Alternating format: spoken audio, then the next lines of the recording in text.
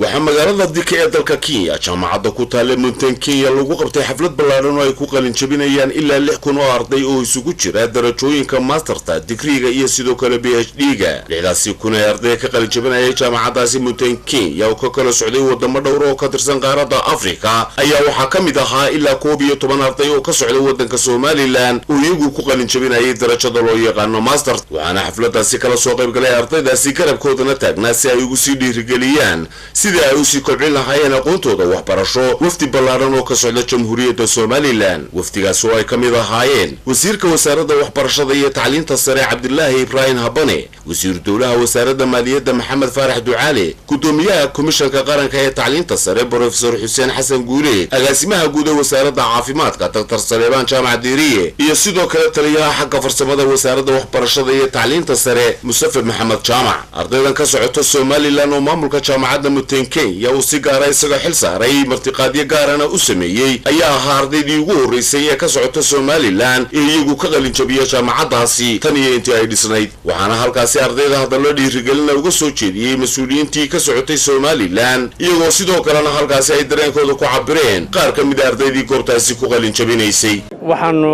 runtii halkan markii hore u yimi shir SDF ta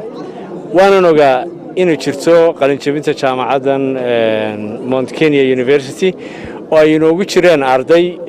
ka qalin jabinaysa Hargeysa sidaa darteed markaa waxa ahayd qorshahaygu shirka markaa aan dhameystay inaan sugo qalin jabintan maanta oo ay ardaydaas ku qalin jabinaysay sababtoo ah ardayda maanta halkan ku qalin jabinaysay masterka ku qaatay dhamaantood waxay ka tirsan yihiin wasaaradda maaliyadda oo wasaaraddan ka ahay wasiir dowlaha marka khasab bay tahay ama nagu ahayd inaanu aniga iyo wasiirka waxbarashada oo isaga waxbarashadiina oo qaabilsanba inaanu joogno ardayda garab istaagno la joogno kaalintii waalidkooda ugu jirno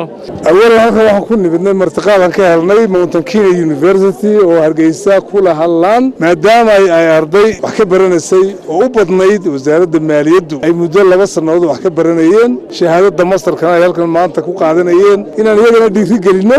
martiqaadkana ka jawaabnaan u nimidnay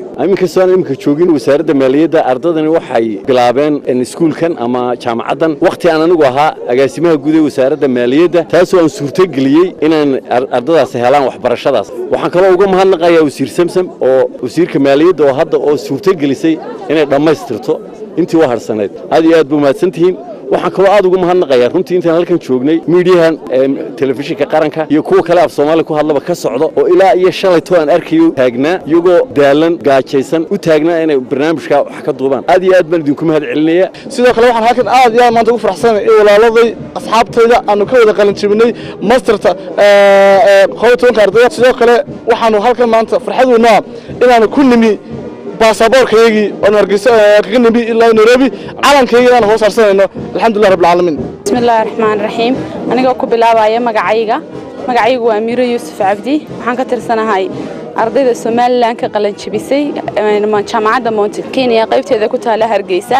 alxamdulillah rabbil caalamiin ilaahay baa mahadle aad baan maanta u faraxsanahay waxaan ku faraxsanahay inaan dalkayga baasaboorkayga kaga soo duulay calankayga Somaliland inaan haysto jaamacadda Mount Kenya inay dalkayga igu timid wax igu bartay aad iyo aad baa dhamaan wada mahadsantiin labada TV ee qaranka iyo kaybulka Cabdullaahi Cabdi Cali TV qaranka jamhuuriyadda Somaliland dinka Kenya